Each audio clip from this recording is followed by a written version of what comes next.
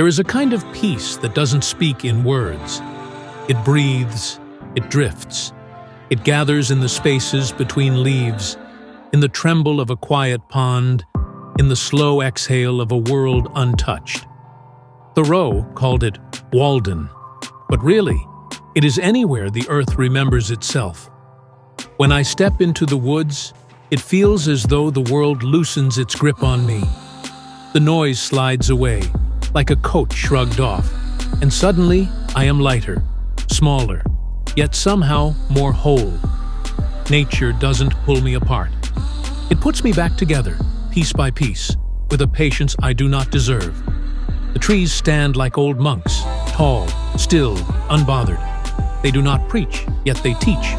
They whisper in a language older than memory. Slow down. Look closer. Be here. And I do.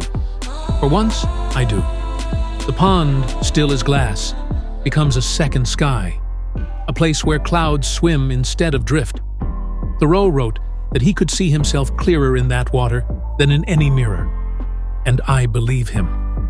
Because out here, reflection is more than an image. It is a revelation.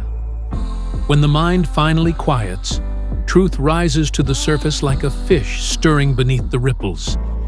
There is a gentle holiness in solitude, not the lonely kind, but the kind that wraps around you like morning mist, soft, forgiving, endlessly patient. Solitude in nature feels less like being alone and more like being understood.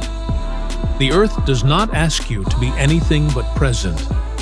It doesn't demand you hurry. It simply invites you, again and again, to listen. Listen to the wind threading itself through pine needles. Listen to the heartbeat of water against the shore. Listen to your own breath wandering out into the open, finally unafraid. And in that listening, you begin to hear life the way Thoreau heard it. Not as noise, but as music. Not as chaos, but as rhythm. Every rustle, every ripple, every bird song becomes a verse in a poem that includes you, but does not revolve around you. How humbling, how freeing. We spend so much of our lives in motion, chasing clocks, chasing screens, chasing versions of ourselves that never seem to arrive. But out here, in this cathedral of branches and breeze, time doesn't chase me.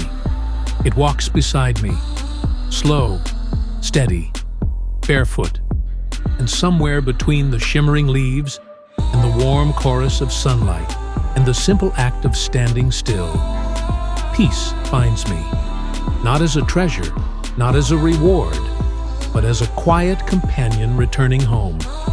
Maybe that is the heart of Walden, the courage to be small, the grace to be quiet, the wisdom to be exactly where your feet touch the earth. And when I leave the woods, because we always must, I carry its hush with me, a soft reminder hidden like a seed in my chest, that peace is not distant, not rare, not fragile. It is waiting, always, wherever the quiet lives, and wherever we are willing to meet it.